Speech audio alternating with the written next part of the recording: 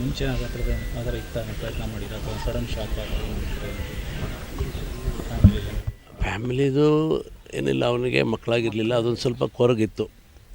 ಅದಕ್ಕೆ ರೀಸೆಂಟಾಗಿ ಬೆಂಗಳೂರಿಗೆ ಬಂದಾಗ ಒಬ್ಬ ಲಾಯರ್ನೂ ಕನ್ಸಲ್ಟ್ ಮಾಡಿದ್ರು, ಸರಗೋಮಿ ಮಾಡಿಸ್ಬೇಕು, ಅದೇನು ಮಾಡಬೇಕು ಅಂತೇಳಿ.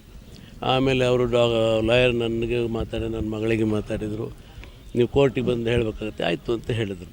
ನನ್ನ ಮಕ್ಕಳಿಗೆ ಸರಗೋಮಿ ಮಾಡಿಸ್ಬೇಕಾದ್ರೆ ಕೋರ್ಟ್ ಪರ್ಮಿಷನ್ ಬೇಕು ಅಂತ. ಆಯಿತು, ಅವರು ಇದಕ್ಕೆ ಕಾಯ್ತಾಯಿದ್ರು.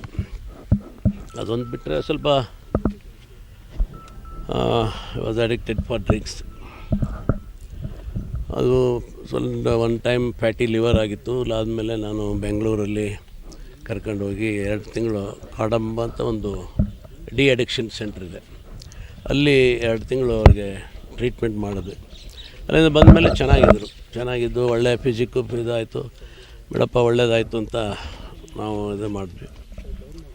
ಆಮೇಲೆ ಮತ್ತೇನೋ ಸ್ವಲ್ಪ ಸ್ಟಾರ್ಟ್ ಮಾಡ್ಕೊಂಡಂತ ಗೊತ್ತಾಯಿತು ಅಷ್ಟೇ.